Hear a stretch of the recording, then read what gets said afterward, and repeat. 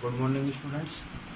कल हमने अपने पहले वीडियो को जो बनाया था पार्ट 1 से भोजन एवं मानव स्वास्थ्य पर प्रभाव, उसका हमने कुछ भाग किया था कुपोषण तक।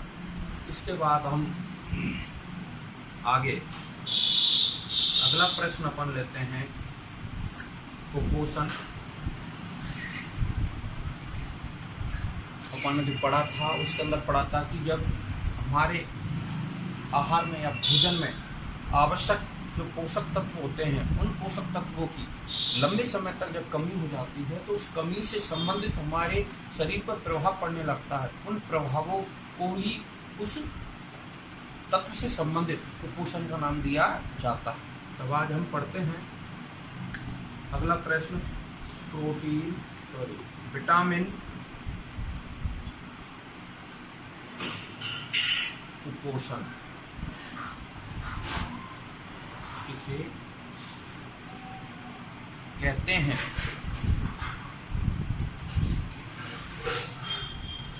विटामिन कुपोषण, जैसा कि शब्द है विटामिन, विटामिन शब्द जो हमें दिया था शी फंक नामक वैज्ञानिक ने दिया था। जब हमारे संतुलित आहार में एक या अधिक विटामिनों की लंबे समय तक कमी हो जाती है तो इस स्थिति को हम विटामिन कुपोषण कहते हैं। विटामिन की लंबे समय तक भोजन में कमी की जो स्थिति होती है वो विटामिन कुपोषण कहलाती है। विटामिन हमारे भोजन का सूक्ष्म लेकिन अति आवश्यक भाग है। ये विटामिन हमें मुख्यतः हरी सब्जियों से, दूध से, गेहूं की चापड़ जो होती है उससे, सेम, दाल, इन सभी से प्राप्त होता है। अब इन विटामिनों की कमी से कौन कौन से रोग उत्पन्न होते हैं, कुछ रोगों के बारे में हम बात करते हैं। मुख्य जो विटामिन होता है, number 1 vitamin A. Vitamin A का जो वैज्ञानिक नाम होता है वो एक्सरोफाइकोल होता है।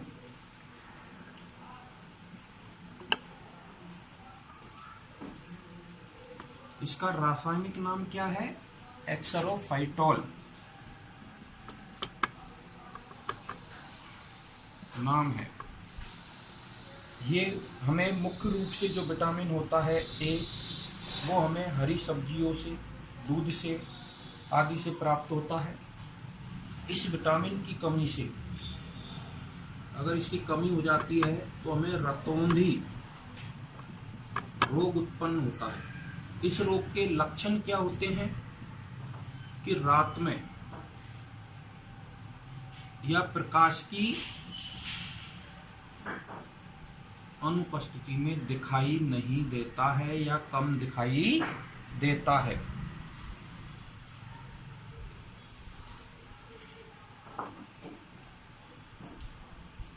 कम दिखाई देता है। ये स्थिति क्या कहलाती है? रतौंधी कहलाती है। जैसे संध्या का समय होगा, प्रकाश है लेकिन हमें धुंधला दिखाई देना बंद हो जाता है, तो वो स्थिति रतौंधी रोग की कहलाती है। दूसरा आता है अपना विटामिन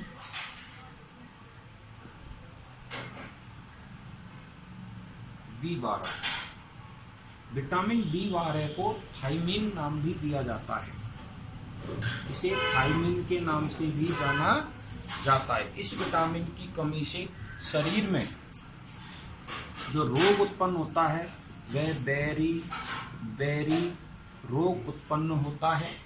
इस रोग के लक्षण हमें जो दिखाई देते हैं वो लक्षणों में मुख्य रूप से जो हमारे हृदय धड़कन होती है, हृदय धड़कन, उसमें कमी आ जाती है। जब हृदय धड़कन कम हो जाएगी तो हमारे शरीर में थकान महसूस होगी। ऑक्सीजन की उपलब्धता नहीं होने के कारण शरीर तेजी से काम नहीं करेगा। इसके अलावा हमारी जो पेशियां होती है हाथ पांवों को गति कराने की, तंत्रिकाएं जो होती है संवेदनाओं को ले जाने वाली, उन तंत्रिकाओं में भी कमजोरी आ जाती है। इस विटामिन की हम आपूर्ति किस प्रकार से कर सकते हैं? जो भी गेहूं है उसकी चौपड़ से आटा यूज करें, चावल करें, दूध करें, गाजर और जो भी हरी सब्जियां होती हैं उनका हम उपयोग करें तो हमें विटामिन B12 की पूर्ति हो जाएगी। तीसरा विटामिन है विटामिन B2।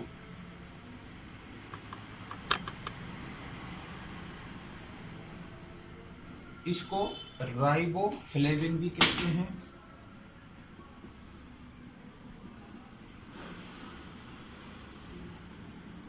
इससे जो रोग उत्पन्न होता है वो होता है राइबोफ्लेविनोसिस।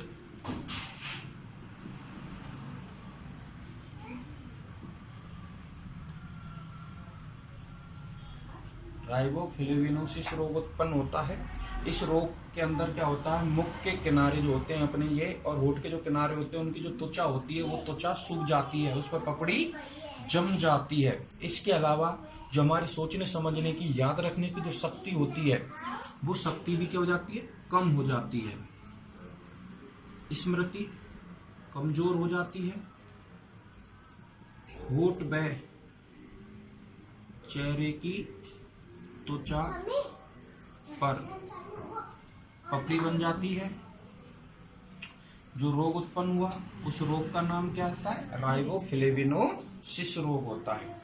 इस रोग की हम आपूर्ति जो है ना कि किस प्रकार से हम इस विटामिन की आपूर्ति हो, उस विटामिन की आपूर्ति हम वही हरे पत्तेदार सब्जियों का उपयोग करें, दूध पिएं, चौपड़ युक्त भोजन ग्रहण करें, मटर खाएं, अंडा खाएं, सेब की सब्जी खाएं तो हमें ये विटामिन की आपूर्ति हो जाती है। इसके बाद चौथा विटामिन है विटामिन B5, B3। इसका रासायनिक नाम जो होता है वो नियासिन होता है। इसकी कमी से जो रोग उत्पन्न होता है वो पेलेग्रा रोग उत्पन्न होता है, जिसके अंतर्गत जो लक्षण दिखाई देते हैं वो है त्वचा और उसकी पपड़ी फट जाती है, विकास एवं पाचन जो होता है उसमें कमी आ जाती है। इस विटामिन की आपूर्ति जो होती है मटर, पत्तेदार हरी सब्जियों, दूध, अनाज की चौपड़ आदि के द्वारा होती है। अगला है विटामिन C।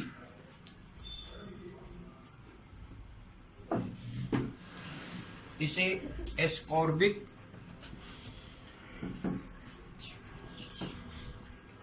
एसिड भी कहा जाता है रासायनिक रूप से। इस विटामिन की कमी से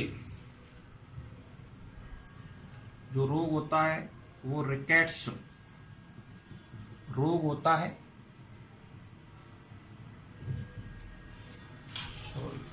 स्कर्वी रोग होता है। इस विटामिन की कमी से स्कर्वी रोग होता है। इस रोग के अंदर हमारे जो मसूड़े होते हैं उन मसूड़ों से फूल जाने के कारण खून निकलने लग जाता है। इस विटामिन की आपूर्ति वही जो खट्टे फल होते हैं जैसे नींबू है, संतरा है, आंवला है, टमाटर है, हरी सब्जियां हैं, इनको हम ग्रहण करें तो हमें विटामिन C की आपूर्ति हो जाएगी और ये जो रोग संबंधित है वो रोग भी क्या हो जाएगा, कम हो जाएगा। इसके बाद आखिरी जो विटामिन हमारे सिलेबस के अंदर है वो है विटामिन D। विटामिन D जो होता है इसे कैल्सीफेरॉल, जो इस साल बोर्ड परीक्षा में भी आया था, कैल्सीफेरॉल कहा जाता है। इस विटामिन की कमी से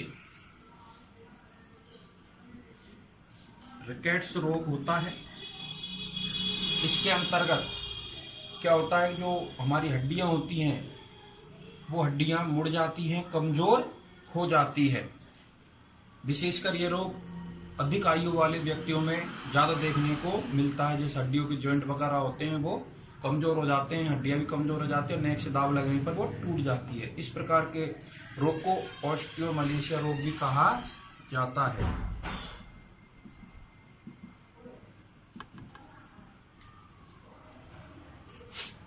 इस विटामिन की आपूर्ति हमें प्राकृतिक रूप से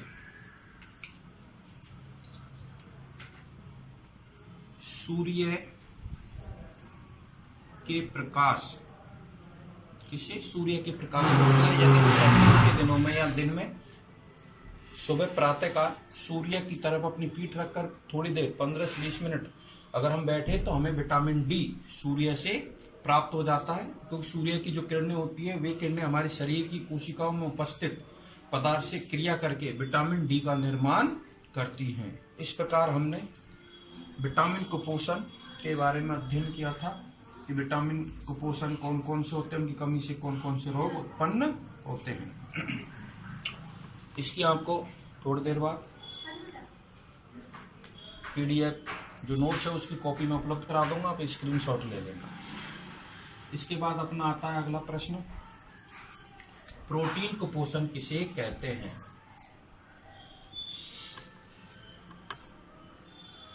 प्रोटीन कुपोषण किसे कहते हैं? वही बात, हमारे संतुलित आहार में प्रोटीन की कमी, प्रोटीन हमें ऊर्जा देने वाली होती है, तो प्रोटीन की कमी से जो अभाव उत्पन्न होता है उस अभाव से संबंधित रोगी क्या कहलाता है? प्रोटीन कुपोषण कहलाते हैं। भोजन में प्रोटीन भी अधिक मात्रा में आवश्यकता होती है, जो सामान्यतः हमें हमारे सामान्य भोजन से प्राप्त होती रहती है। जैसे हम क्या करते हैं, दालें खाते ही हैं तो उन दालों में हमें प्रोटीन प्राप्त होती है। इसके अलावा हरी सब्जियों से भी हमें प्रोटीन प्राप्त होता है। दूध, अंडा, मछली का तेल से भी प्रोटीन प्राप्त होता है, जो नॉर्मली हम ग्रहण करते हैं। प्रोटीन की कमी से जो रोग उत्पन्न होते हैं वो दो प्रकार के होते हैं। एक तो होता है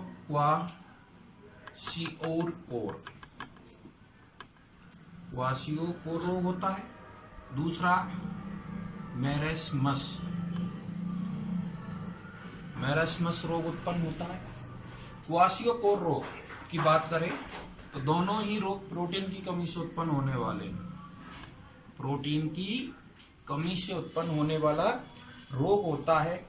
इस रोग में क्या होता है, वयस्कों के अंदर होता है और ये भी प्रोटीन की कमी से, लेकिन ये किन में होता है? बच्चों में होता है। प्रोटीन की कमी और ऊर्जा की कमी के कारण उत्पन्न होता है। तो क्वाशियोकोर रोग की बात करें, क्वाशियोकोर रोग प्रोटीन की कमी से होने वाला रोग है, जो विशेषकर वयस्कों के अंदर होता है। इस रोग में जो वयस्क होते हैं, उन वयस्कों बच्चों के अंदर जो पेट होता है वो पेट फूल जाता है। क्या कि हम बात करें, उनका जो पेट होता है वो फूल जाता है तथा इनको भूख कम लगती है। स्वभाव जो होता है इनका चिड़चिड़ापन हो जाता है। इसके अतिरिक्त उनकी जो त्वचा होती है, त्वचा शुष्क, पीली और जगह जगह से क्या हो जाती है? फटी युक्त हो जाती है, यानी फट जाती है। तो ये क्वाशियोकोर रोग के लक्षण होते हैं। अगर प्रोटीन और डॉक्टर की सलाह ली जाए तो रोग समाप्त हो जाता है। दूसरा रोग है मैरस्मस रोग। यह रोग भी हमें प्रोटीन की कमी और ऊर्जा की कमी के कारण उत्पन्न होता है, विशेषकर छोटे बच्चों में होता है। किन में होता है? छोटे बच्चों में यह रोग उत्पन्न हो जाता है। इस रोग के अंदर क्या होती है, जो हड्डियां होती हैं उन हड्डियों से त्वचा चिपक जाती है, यानी त्वचा पूर्णतः हड्डियों से चिपक जाती है और शरीर हमें ऐसा लगता है जैसे हड्डियों का एकमात्र ढांचा और उस पर एक परत चढ़ा दी गई है। इसके अतिरिक्त जो बच्चे होते हैं उनकी जो आंखें होती हैं, वे आंखों में जो चमक होती है वो समाप्त हो जाती है, गड्ढे पड़ जाते हैं आंखों में, अंदर की ओर आंखें धस जाती है। इसे सूखा रोग भी कहते हैं, क्योंकि बच्चा एकदम ऐसा लगता है सूख कर पेड़ पे टांग दिया हो। सूखा रोग भी कहा जाता है। इसका उपचार दोनों रोगों का एक ही है कि हम डॉक्टर की सलाह से आवश्यक प्रोटीन ग्रहण करें, विशेषकर दाल ग्रहण करें, हरी सब्जियां खाएं, सुबह और शाम दूध का सेवन करें, तो हमें प्रोटीन कुपोषण से मुक्ति प्राप्त हो जाएगी। इसके बाद बात करते हैं अगला प्रश्न, इसकी भी आपको मैं अभी उपलब्ध करा दूंगा। खनिज कुपोषण।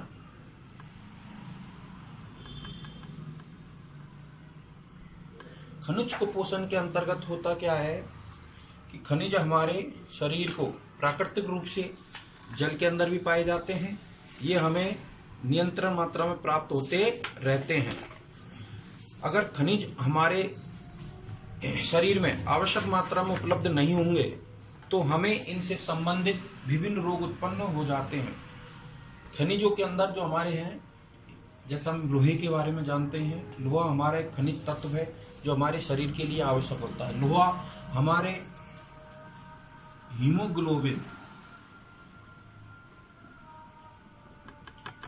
हीमोग्लोबिन का मुख्य भाग होता है।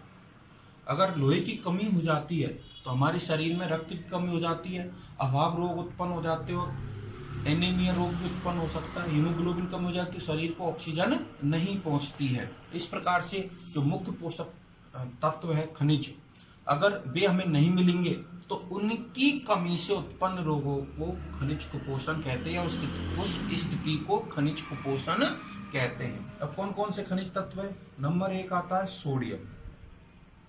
सोडियम सब परिचित है। इसका यह जो हमें मुख्य रूप से जो सामान्य रूप से मिलता रहता है, सबसे बड़े सामान्य रूप है इसका नमक।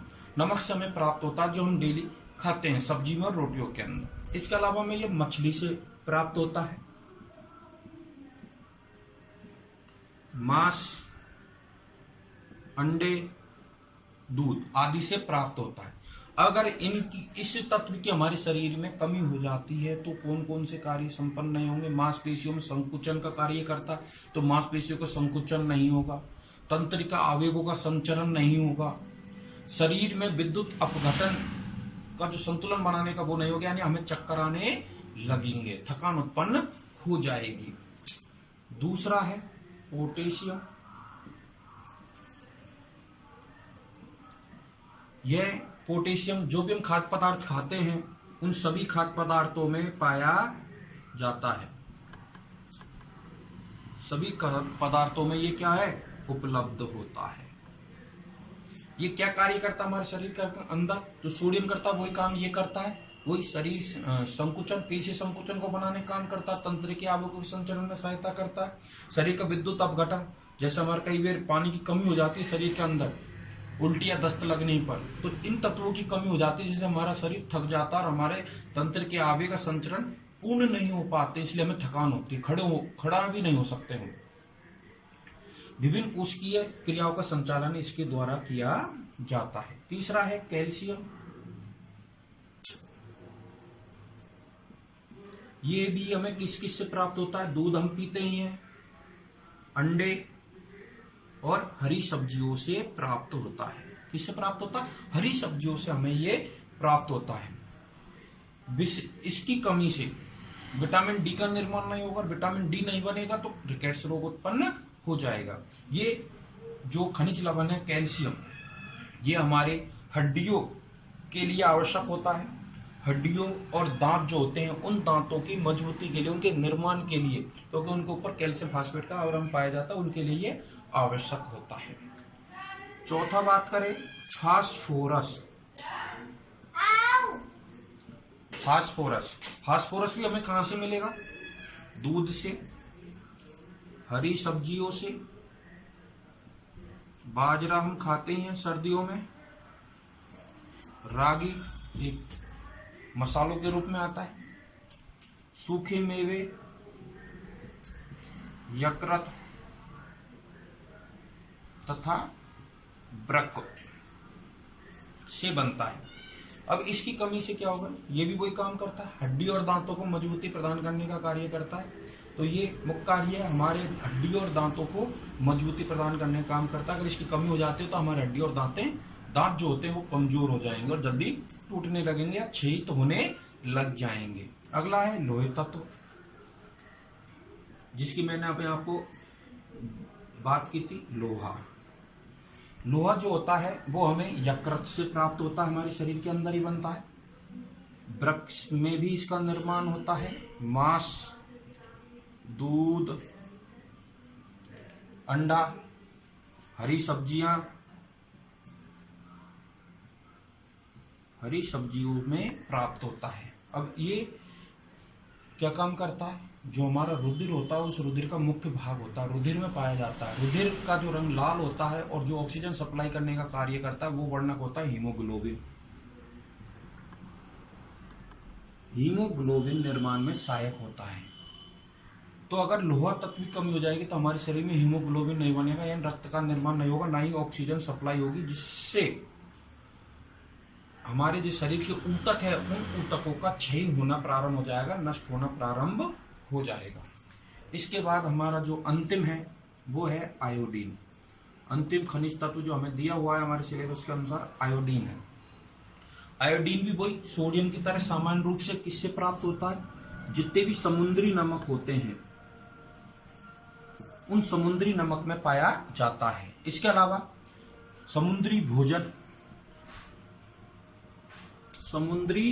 भोजन में भी प्राकृतिक रूप से ये पाया जाता है। हरे पत्ते वाली सब्जियों में पाया जाता है,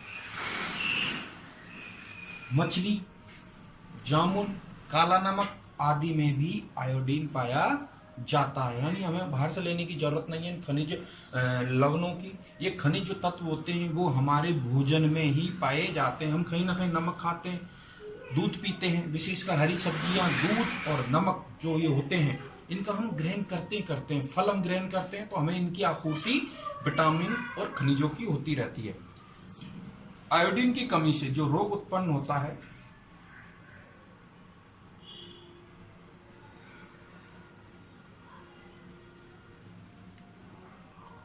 ये थायराइड ग्रंथि होती है, उस थायराइड ग्रंथि के अंदर ये बनता है ये थायरॉक्सिन हार्मोन के निर्माण में भाग लेता है। अगर थायरॉक्सिन हार्मोन जो होता है वो हमारी जो उपापचयी क्रियाएं होती हैं, कार्बोहाइड्रेट, प्रोटीन और वसा, इन मुख्य जो तत्व होते हैं भोजन के, उन मुख्य तत्वों के उपापचय यानी पाचन में भाग लेने का कार्य करता है। अगर आयोडीन नहीं होगा तो थायराइड ग्रंथि द्वारा थायरॉक्सिन हार्मोन का निर्माण नहीं होगा, जिससे हमें उपापचय क्रिया संबंधी रोग उत्पन्न हो जाएंगे। थायराइड रोग उत्पन्न हो जाएगा। कौन सा रोग उत्पन्न हो जाएगा? हमें थायराइड रोग उत्पन्न हो जाएगा और हमारे भोजन का पाचन नहीं होगा। इस प्रकार आज हमने 3 प्रश्न, विटामिन को पोषण, प्रोटीन को पोषण और खनिज को पोषण के बारे में अध्ययन किया। आपको ये पसंद आया? आप जरूर इसको 2 बार सुनिए, याद कीजिए। मैं आपको PDF नोट्स उपलब्ध करा देता हूं, जिन्हें आप स्क्रीनशॉट लेकर ले सकते हैं। इनका स्क्रीनशॉट ले लीजिए आप इनका।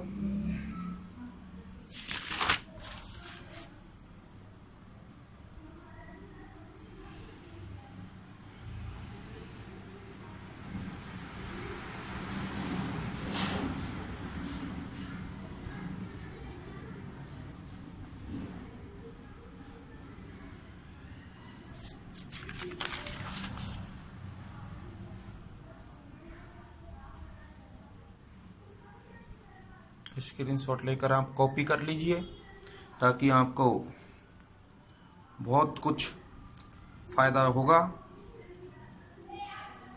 और आप अधिक से अधिक ग्रुप में अपने साथियों को जोड़ें, ताकि उन्हें ज़्यादा से ज़्यादा लाभ प्राप्त हो।